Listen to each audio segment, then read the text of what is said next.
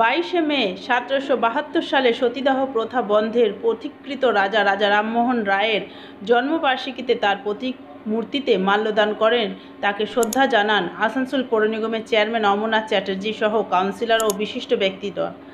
রাজা রামমোহন রায়ের স্মৃতিচারণ করতে গিয়ে আসানসোল পৌর নিগমের চেয়ারম্যান অমরনাথ চ্যাটার্জি বলেন, ছোটবেলা থেকে তিনি ঘর থেকে বেরিয়ে যান পড়াশোনার জন্য। প্রথমে পাটনা, বেনারস, তিব্বতে গিয়ে বিভিন্ন বিষয়ে পারদর্শী হয়ে ওঠেন। তখনকার দিনে সমাজ ব্যবস্থার জন্য তার দাদা মারা যাবার পর তার বৌদিকে সতীদাহ প্রথার বলি হতে হয়েছিল। পরবর্তীকালে তার বিশিষ্ট বন্ধু উইলিয়াম ক্যারির সাথে মিলে তিনি বিভিন্ন আন্দোলন করেন। সেই আন্দোলনে রবীন্দ্রনাথ ঠাকুর, দ্বারকানাথ ঠাকুর সহ বিভিন্ন বিশিষ্ট ব্যক্তিরা সহযোগিতা সতীদাহ প্রথা বন্ধ করতে আন্দোলন গড়ে তুললেন।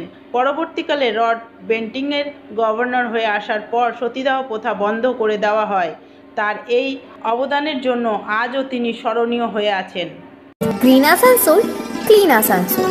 প্রকাশ করি কর্পোরেশনের কাছে যে কর্পোরেশন আসানসোলবাসীকে জানায় যে এই সমস্ত মনীষীদের জন্মদিন, মৃত্যুদিন এবং তাদের বরণীয় কাজ সেগুলো স্মরণ করিয়ে দেয়।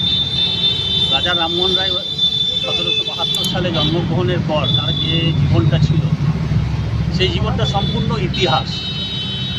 খুব অল্প বয়সে তিনি বাড়ি থেকে চলে যান পড়াশোনা করতে। প্রথমে পাটনায় যায়, তারপর বেনারস যায়, তারপর তিব্বতে যায়, বুদ্ধের ওখানে শিক্ষা গ্রহণ করে। আরবি ভাষা, ফার্সি ভাষা, সংস্কৃত ভাষা এই সমস্ত ব্যাপারে পাণ্ডিত্য অর্জন করেন। পরবর্তীকালে আমরা দেখেছি তা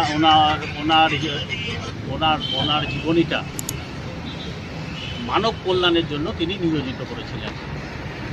ওনার বৌদি যখন ওনার দাদা যখন মারা যায় এবং বৌদির দেহ যখন